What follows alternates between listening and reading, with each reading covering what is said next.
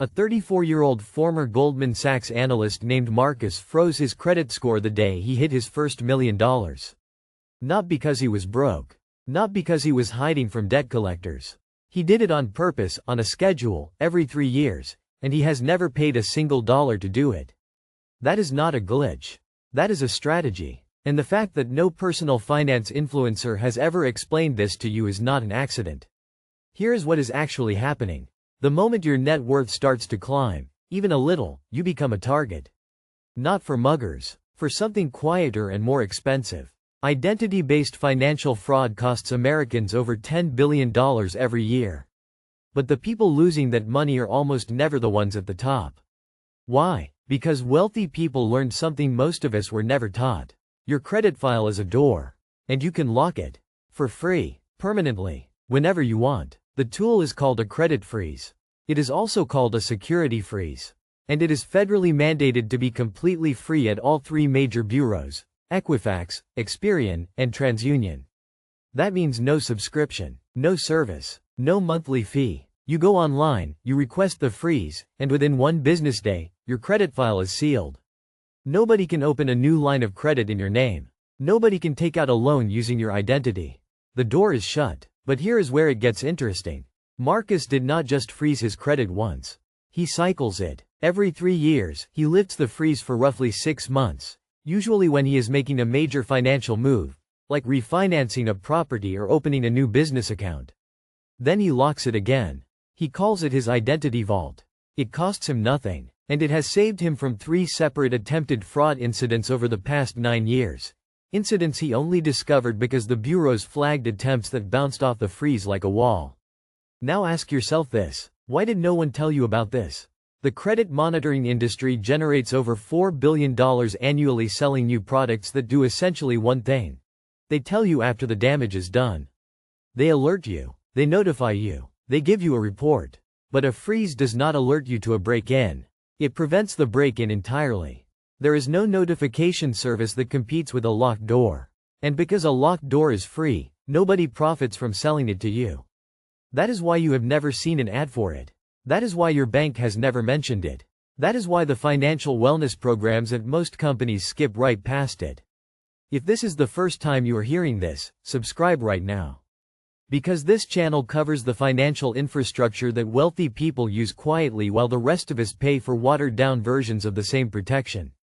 Now here is the second layer, and this is where it gets even more uncomfortable. The credit bureaus are private companies. Equifax, Experian, TransUnion, none of them work for you. They collect your financial data and sell it to lenders. You are the product. Your credit profile is a commodity that gets accessed hundreds of times by parties you never approved. Every time someone runs a soft inquiry, every time a pre-approval offer gets generated, your data moves. A freeze does not stop soft inquiries. But it stops the hard ones, the ones that actually open accounts. And that distinction is everything. Here is what the cycling strategy actually protects against. Most identity theft does not get used immediately. Stolen data sits in marketplaces on the dark web for months, sometimes years, before someone activates it. The thief waits. They wait until you forget about the breach you were notified about in 2017. They wait until your guard is down. A permanent or regularly renewed freeze closes that window entirely. It makes your stolen data worthless because it cannot be activated. Marcus figured this out after reading the actual FTC documentation. Not a blog post, not a YouTube video, the raw Federal Consumer Protection Guidelines. The strategy is hiding in plain sight inside government documents that nobody reads because they are boring and nobody is making money telling you to read them. So what do you actually do? Step 1. Go to the official websites for Equifax, Experian, and TransUnion. Not a third party. Not a service. The bureaus directly. Request a security freeze at all 3. You will need your social security number, your address history, and a form of ID. The process takes about 15 minutes total across all 3 sites. You will receive a PIN or an account confirmation. Save it. Step 2. If you plan to apply for any credit in the next 30 to 60 days, a car loan, a mortgage, a credit card, temporarily lift the freeze at the specific bureau the lender uses.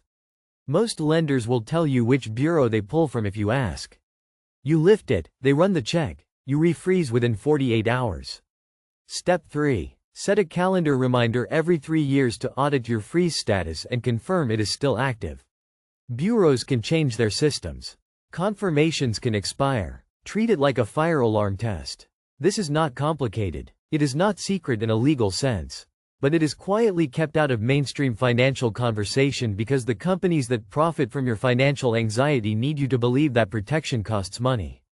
It does not. Not for this. The wealthiest families in the country do not just build assets. They build walls around those assets. And the first wall, the one that costs nothing, is a frozen credit file. You now know something that most people reading personal finance articles will never find. The question is what you do with it. If you want to keep going, because what we just covered is honestly just the surface, the next video breaks down how wealthy people use LLCs and trust structures to make their personal finances functionally invisible to the same systems we just talked about. That video is already up. Do not close this tab without watching it.